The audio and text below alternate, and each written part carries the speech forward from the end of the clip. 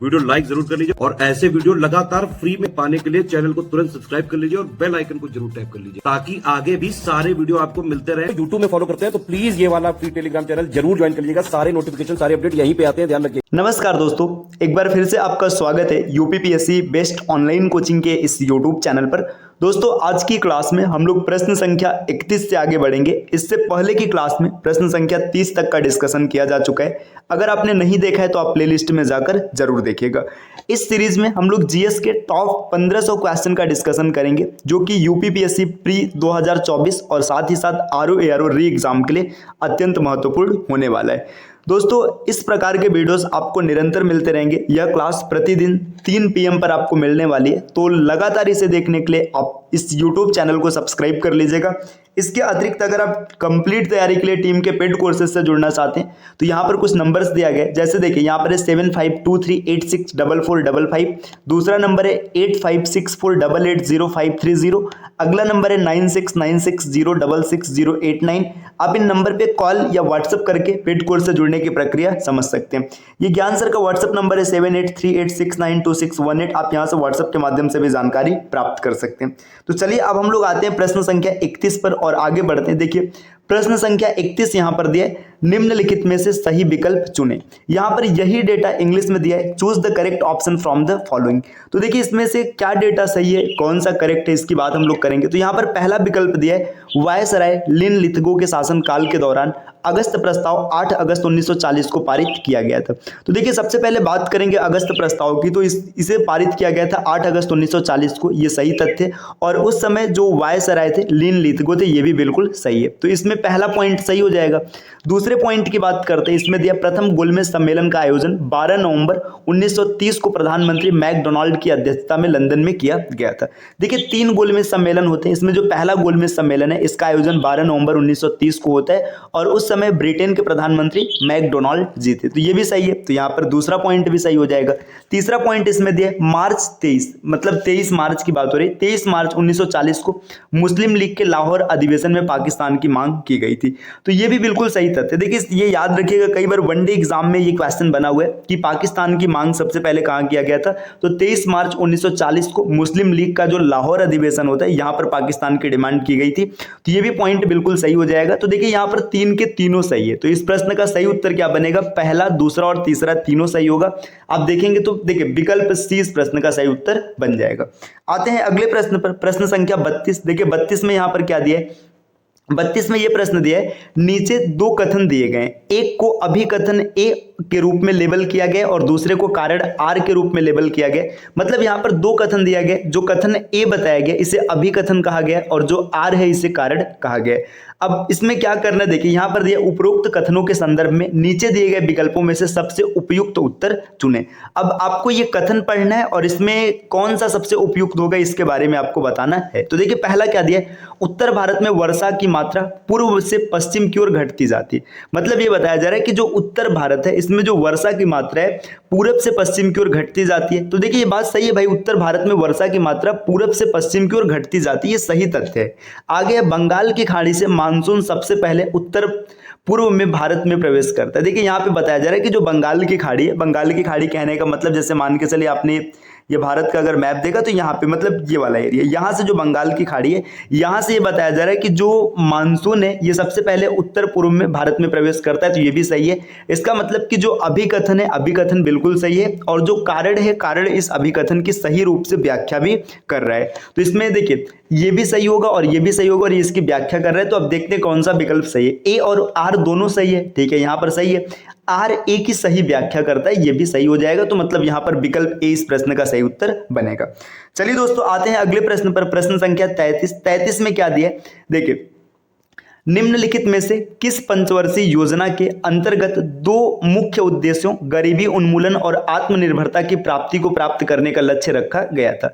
देखिए, यहाँ पर दिया जा रहा है कि कौन सी ऐसी पंचवर्षीय योजना थी जिसमें 2 मुख्य उद्देश्य रखा गया। पहला क्या रखा गया, गरीबी उन्मूलन, जिसे कि गरीबी हटाओ के नाम से भी जाना जाता है, और दूसरा था आत्मनिर्भरता की प्राप्ति। तो अगर हम लोग देखेंगे तो देखिए, ये था 5वीं पंचवर्षीय योजना जिसमें ऐसा कहा गया था, मतलब 5th 5 ईयर प्लान में ये कहा गया था था कि आत्मनिर्भरता की प्राप्ति और गरीबी हटाओ। तो चलिए ये इस प्रश्न का सही उत्तर हो जाएगा विकल्प बी। आते हैं प्रश्न संख्या 34 पर, देखते हैं प्रश्न संख्या 34 यहाँ पर क्या दिया गया। प्रश्न संख्या 34 है, निम्नलिखित में से गलत विकल्प चुने। अब आपको यह बताना है कि कौन सा इसमें गलत है। पहला पॉइंट दिया, द्वितीय पंचवर्षीय योजना हेराल्ड डोमर मॉडल पर आधारित थी। देखिए द्वितीय पंचवर्षीय योजना की बात करेंगे तो ये हेराल्ड डोमर नहीं महालनोबिस पर आधारित थी, तो ये तो गलत हो जाएगा। हेराल्ड डोमर पर जो आधारित था ये प्रथम पंचवर्षीय योजना था, तो ये गलत हो गया। इसमें आपको गलत बताना है, मतलब अगर क्वेश्चन के हिसाब से देखेंगे तो ये आपका उत्तर में शामिल होगा। आगे क्या दिया, देखिए यहाँ पे दिया है कि तीसरी पंचवर्षीय योजना को महालनोबिस योजना भी कहा जाता है, जिसका नाम प्रसिद्ध सांख्यिकीविद प्रशांत चंद महालनोबिस के नाम पर रखा गया था। देखिए यहाँ पर कहा जा रहा है कि तीसरी पंचवर्षीय योजना, जबकि अभी अभी मैंने आपको बताया कि द्वितीय पंचवर्षीय योजना को महालनोबिस योजना कहा जाता है, तो ये भी गलत हो जाएगा।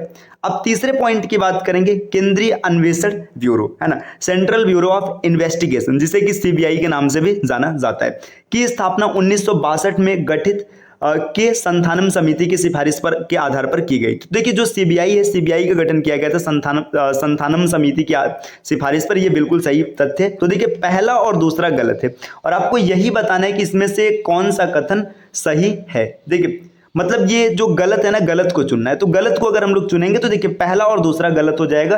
तो यहाँ पर देखिए ये उत्तर नहीं बनेगा, ये नहीं बनेगा, ये नहीं बनेगा, विकल्प डी इस प्रश्न का सही उत्तर होने वाला है। रुके थोड़ा सा और ऊपर आते, देखिए ये विकल्प डी में पहला और दूसरा गलत आपको दिख रहा है।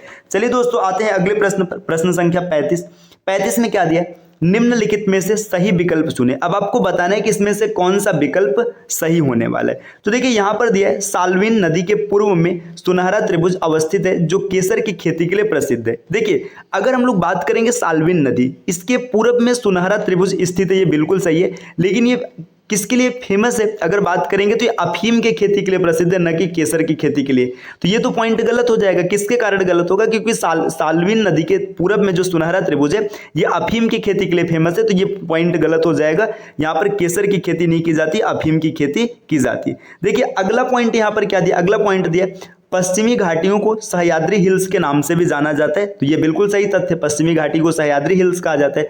आगे कार्डमम पर्वत श्रृंखला केरल और तमिलनाडु राज्यों में फैली हुई है, तो ये भी सही हो जाएगा। तो देखिए पहला पॉइंट गलत है, दूसरा और तीसरा सही है। अब आप इसमें देखेंगे तो विकल्प बी यहां पर आपका उत्तर बनता हुआ दिखाई देगा। चलिए दोस्तों आते हैं अगले प्रश्न पर, प्रश्न संख्या 36 में यहां पर क्या दिया गया, नवीनतम अद्यतित कृषि डेटा 2023 के संदर्भ में सही विकल्प आपको बताना है। तो जो नवीनतम अपडेटेड डेटा है मतलब कृषि वाला, उसमें आपको बताना है कि कौन सा विकल्प यहाँ पर सही है। तो देखिए यहाँ पर पहला पॉइंट क्या दिया, अगर पहले पॉइंट की बात करेंगे, आंध्र प्रदेश भारत का सबसे बड़ा रागी उत्पादक राज्य है। देखिए आंध्र प्रदेश की बात किया जा रहा है, जबकि आपने पढ़ा होगा इसमें कि रागी उत्पादक जो राज्य था वो भारत का मतलब प्रथम जो राज्य है वो कौन है, वो कर्नाटक है, जबकि आंध्र प्रदेश यहाँ पर दिया, तो ये तो गलत हो जाएगा। आगे है पश्चिम बंगाल भारत का सबसे बड़ा चावल उत्पादक राज्य है, ये बिल्कुल सही तथ्य, पश्चिम बंगाल चावल उत्पादन में प्रथम है। कर्नाटक भारत का सबसे बड़ा रेशम उत्पादक राज्य है, ये भी बिल्कुल सही है। देखिए कर्नाटक रेशम में आगे है, रागी में आगे है, तो यहाँ पर देखिए दूसरा और तीसरा सही होगा, बाकी पहला वाला गलत हो जाएगा। तो विकल्प बी इस प्रश्न का उत्तर बनेगा। चलिए दोस्तों आते हैं अगले प्रश्न पर, प्रश्न संख्या 37 में यहाँ पर क्या दिया है, देखिए प्रश्न संख्या अगर 37 की बात करेंगे तो दिया है नवीनतम अद्यतित खनिज डेटा 2023 के संदर्भ में गलत विकल्प का चयन करें। आपको बताना है कि इसमें से कौन सा विकल्प गलत है, ठीक। तो चलिए हम लोग देखते हैं इसमें कौन सा गलत है। देखिए भारत में एस्बेस्टॉस का सर्वाधिक भंडार राजस्थान में, तो ये तथ्य यहाँ पर सही है, जबकि आपको गलत का चयन करना है। दूसरा है भारत में बॉक्साइट का सर्वाधिक भंडार उड़ीसा में, ये भी तथ्य सही है क्योंकि बॉक्साइट सर्वाधिक मात्रा में उड़ीसा में। भारत में कोयला का जो भंडार है वो झारखंड में, झारखंड ऐसे भी कोयले के लिए जाना ही जाता है। तो देखिए पहला दूसरा और तीसरा तीनों सही है, जबकि यहाँ पर बताना है गलत का, तो इसका उत्तर क्या हो जाएगा, इसमें से कोई नहीं, विकल्प डी इस प्रश्न का सही उत्तर बन जाएगा। चलिए आते हैं अगले प्रश्न पर, प्रश्न संख्या 38 में क्या दिया है, नवीनतम अद्यतित कृषि डेटा 2023 के संदर्भ में सही विकल्प चुने। अब आपको इसमें बताना है कि कौन सा विकल्प सही होने वाला है। देखिए सबसे पहले बात करेंगे, भारत में मसालों के उत्पादन में कर्नाटक प्रथम स्थान पर है, तो तो देखिए मसालों के उत्पादन में अगर हम लोग देखेंगे तो मसालों के उत्पादन की बात करेंगे तो मध्य प्रदेश क्या है, प्रथम स्थान पर है। यहाँ पर कर्नाटक नहीं होगा, यहाँ पर एमपी होगा, तो एमपी प्रथम स्थान पर है। आगे दिया भारत में सोयाबीन के उत्पादन में मध्य प्रदेश प्रथम स्थान पर है। तो देखिए सोयाबीन के उत्पादन में कौन प्रथम स्थान पर है, सोयाबीन के उत्पादन में महाराष्ट्र प्रथम स्थान पर है, तो ये यहाँ पर मध्य प्रदेश गलत हो जाएगा। अगला पॉइंट दिया भारत में सूरजमुखी के उत्पादन में कर्नाटक प्रथम स्थान पर है। तो सूरजमुखी के उत्पादन में अगर देखेंगे तो कर्नाटक क्या हो जाएगा, प्रथम स्थान पर हो जाएगा। तो यहाँ पर बताना है कि आपको सही कौन है। तो देखिए पर मसालों के बारे में कर्नाटक को कहा गया है, तो ये तो गलत हो जाएगा, है ना, क्योंकि मध्य प्रदेश पहले पर है। भारत में सोयाबीन के मामले में मध्य प्रदेश को कहा गया जबकि महाराष्ट्र प्रथम पर है, तो ये भी गलत हो जाएगा। सूरजमुखी के उत्पादन में कर्नाटक प्रथम है, ये बिल्कुल सही है, तो यहाँ पर ये इस प्रश्न का सही उत्तर बन जाएगा। चलिए दोस्तों आते हैं अगले प्रश्न पर, प्रश्न संख्या 39 में क्या दिया गया, नवीनतम अद्यतित खनिज डेटा 2023 के संदर्भ में निम्नलिखित में से कौन सा विकल्प सही है। अब कौन सा विकल्प सही, इसके बारे में बात करेंगे हम लोग। देखिए विश्व में सर्वाधिक सोने की भंडार चीन में। देखिए सोने की बात करेंगे तो सोने का भंडार कहां पर है, ऑस्ट्रेलिया में, है ना, ये चीन में नहीं है, यहाँ पर सोने की भंडार ऑस्ट्रेलिया में है, तो ये गलत हो जाएगा, ये पहला पॉइंट गलत है। आगे दिया ऑस्ट्रेलिया विश्व का सबसे बड़ा सोना उत्पादक देश है। देखिए यहाँ पर सबसे बड़ा अगर सोना उत्पादक देश की बात करेंगे तो सोना उत्पादक देश है चीन, है ना, ये ऑस्ट्रेलिया नहीं है। देखिए भंडार कहां पर है, भंडार है ऑस्ट्रेलिया के पास, लेकिन उत्पादक कौन है, तो उत्पादक है चीन, तो ये भी पॉइंट गलत हो जाएगा। भारत के कर्नाटक में सोने की सर्वाधिक भंडार है। तो अगर देखिए भारत के कर्नाटक की बात करेंगे तो कर्नाटक में सोने का सर्वाधिक भंडार है, ये इस प्रश्न का सही उत्तर हो जाएगा। आपने ऐसे भी केजीएफ नाम जरूर सुना होगा, केजीएफ मूवी देखा होगा, तो वहां पे भी देखेंगे, है ना, तो ये यहाँ पे क्या हो जाएगा, कर्नाटक सही हो जाएगा। चलिए दोस्तों आते हैं अगले प्रश्न पर, प्रश्न संख्या 40 की बात करेंगे। 40 में क्या दिया, निम्नलिखित में से कौन से घास के मैदान उष्णकटिबंधीय घासों के मैदान की श्रेणी में नहीं आते। अब आपको यह बताना है कि कौन सा ऐसा जो घास का मैदान है जो उष्णकटिबंधीय घासों के मैदान की श्रेणी में नहीं आते। तो अब हम लोग देखेंगे, देखिए यहाँ पर दिया पंपास घास के मैदान, लानोस घास के मैदान, कंपोज घास के मैदान और सवाना घास के मैदान। तो इसमें देखिए जो पंपास घास का मैदान है ये शीतोष्ण घास का मैदान है, न कि उष्णकटिबंधीय, तो ये इस प्रश्न का सही उत्तर बन जाएगा क्योंकि ये शीतोष्ण घास के मैदान है। देखिए अब यहाँ पर बात करेंगे पंपास घास का मैदान है कहाँ, तो ये अर्जेंटीना में, इसको भी याद रखिएगा, अगर कभी जगह के बारे में पूछ ले कि ये कहाँ पर है तो पंपास घास का मैदान अर्जेंटीना में है, ठीक, इसको याद रखिएगा। अब इसके बाद देखिए लानोस घास के मैदान की बात करेंगे तो ये उष्णकटिबंधीय घास का मैदान है जो कि वेनेजुएला में है। अब कंपोज घास का मैदान ब्राजील में है और इसके बाद सवाना घास का मैदान पूर्वी अफ्रीका के क्षेत्र में पाया जाता है। तो दोस्तों यहां से इसका सही उत्तर बनेगा विकल्प ए।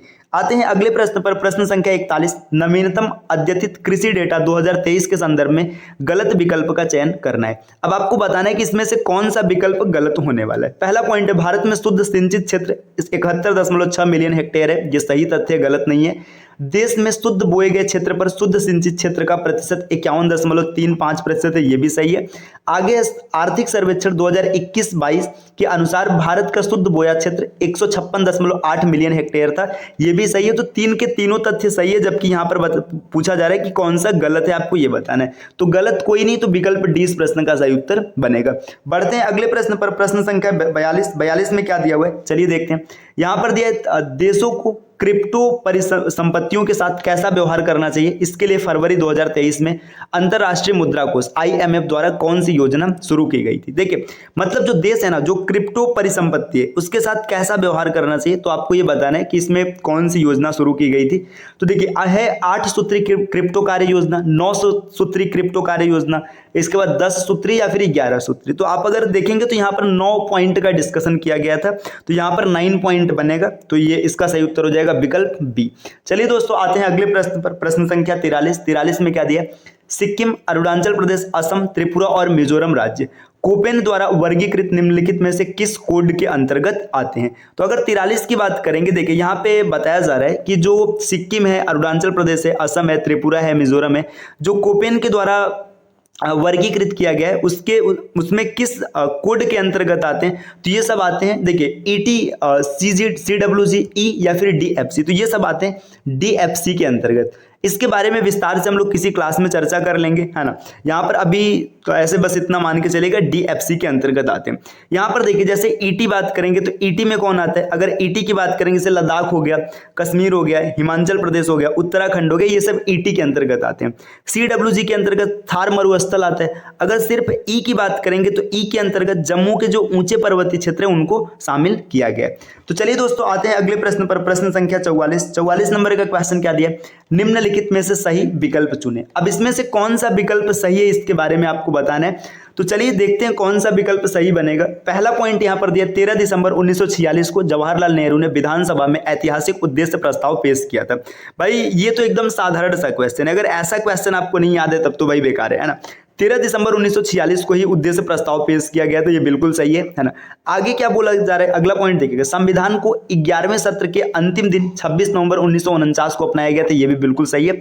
तो पहला और दूसरा ये 2 पॉइंट तो सही हो गया, है ना। आगे देखिए क्या, संविधान में कई बड़े परिवर्तन करने वाले 44वें संविधान संशोधन अधिनियम 1978 को मिनी कॉन्स्टिट्यूशन कहा जाता है। देखिए मिनी कॉन्स्टिट्यूशन कहा जाता है, बात सही, लेकिन ये 78 नहीं होगा, है ना, ये 1976 आएगा, तो ये पॉइंट गलत हो जाएगा। तो पहला और दूसरा सही, लेकिन तीसरा गलत है। तो पहला और दूसरा विकल्प डी में दिया, तो विकल्प डी इस प्रश्न का उत्तर बनेगा। चलिए दोस्तों आते हैं अगले प्रश्न पर, प्रश्न संख्या 45 में क्या दिया, निम्नलिखित में से सही विकल्प चुने। अब सही विकल्प क्या है इसकी बात करते हैं। देखिए पहला दिया अनुच्छेद 79 के अनुसार संघ के लिए एक संसद होगी जिसमें राष्ट्रपति और 2 सदन होंगे जिनके नाम राज्यसभा और लोकसभा होंगे। तो अनुच्छेद 79 मतलब 79 यही बात बताता है, सही है। आगे अनुच्छेद 169 के अनुसार विधान परिषद की स्थापना और उन्मूलन का अधिकार संसद को है, ये भी सही है। यहां पर अगर आप देखेंगे तो इसमें दोनों के दोनों सही हो जाएंगे, तो विकल्प सी इस प्रश्न का सही उत्तर बनेगा।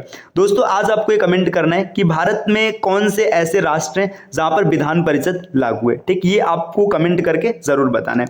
तो ये आज के 15 प्रश्न है जिसका डिस्कशन हम लोगों ने किया है। ये क्लास निरंतर चलती रहेगी, क्लास आपको शाम को 3 बजे मिलेगी, है ना। इस क्लास को लगातार देखने के लिए आप चैनल को सब्सक्राइब कर लीजिएगा। और आप किसी भी प्रकार की स्टेट पीसीएस एग्जाम या वनडे एग्जाम की तैयारी कर रहे हैं, टॉप 1500 क्वेश्चन का डिस्कशन हम लोग करेंगे दोस्तों। 1500 क्वेश्चन कम नहीं होते, उसको देखने के लिए आप चैनल को जरूर सब्सक्राइब कीजिएगा। चलिए अब मिलते हैं आपसे नेक्स्ट वीडियो में कुछ नए कॉन्सेप्ट के साथ, तब तक के लिए नमस्कार।